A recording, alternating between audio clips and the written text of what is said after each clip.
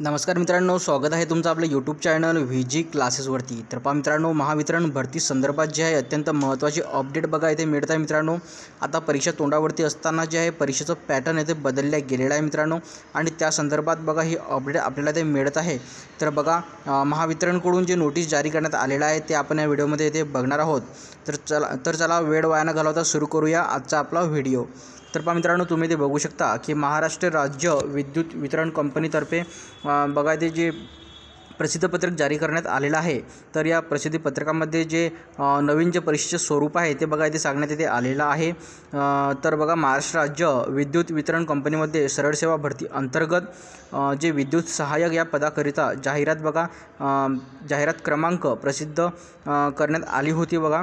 तर सदर पदाची जे वस्तुनिष्ठ स्वरूपाची ऑनलाईन क्षमता चाचणी म्हणजेच की बघा MCQ जी परीक्षा आहे ती 20 ते 22 मे 2025 दरम्यान बघा इथे आयोजित केल्याबाबतचे प्रसिद्धीपत्रक जे आहे कंपनीच्या संकेतस्थळावर 23/4/2025 रोजी इथे प्रसिद्ध करण्यात आले आहे।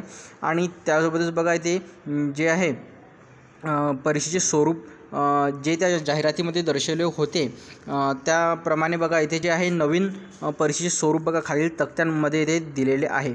तर यामध्ये बघा तुम्ही विषय बघू शकता की तांत्रिक व्यवसायातील विषयाचे ज्ञान जे आहे प्रश्नाची संख्या इथे 25 आहे आणि एकूण गुण इथे 50 करण्यात आलेले आहेत। त्यासोबतच बघा जी परीक्षेची भाषा आहे ही मराठी व इंग्रजी अशा दोन स्वरूपामध्ये आपल्याला इथे बघायला मिळणार आहे। त्यासोबतच तर्कशक्ती म्हणजेच की रिझनिंग बघा इथे प्रश्नाची संख्या 20, त्यानंतर संख्यात्मक अभियोग्यता यामध्ये प्रश्नाची संख्या 15 आणि मराठी भाषा जी आहे 15 प्रश्नाची संख्या इथे असणार आहे। एकूण जे आहे प्रश्नाची संख्या 75 येथे असणार आहे आणि एकूण गुण 150 गुण येथे असतील। तर बघा त्यासोबतच बघा उमेदवारांनी दिलेल्या प्रत्येक चुकीच्या उत्तरांना जे आहे दंड म्हणजेच की पॅनल्टी असेल। त्यानुसार त्या प्रश्नास जे आहे विविध असलेल्या एकूण गुणांच्या म्हणजेच की 1/4 जे आहे इतके गुण दंड म्हणून प्राप्त गुणांमधून इथे वजा करण्यात येऊन अंतिम गुण जे आहे ग्राह्य धरण्यात येतील। तर बघा तथापि उमेदवारांचे प्रश्न व उत्तर न दिल्यास किंवा रिक्त ठेवल्यास अशा प्रश्नांना दंड लागणार नाही, म्हणजेच की बघा इथे नेगेटिव्ह मार्किंग इथे असणार आहे।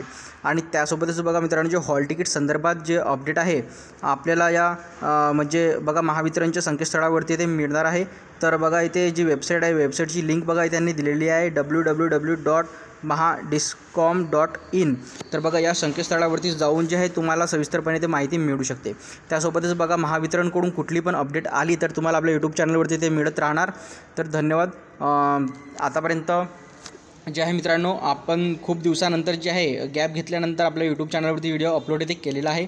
तर आता तुम्हाला कंटिन्यू जे आहे सरळ सेवा भरती संदर्भात अशा अपडेट मिळत राहतील।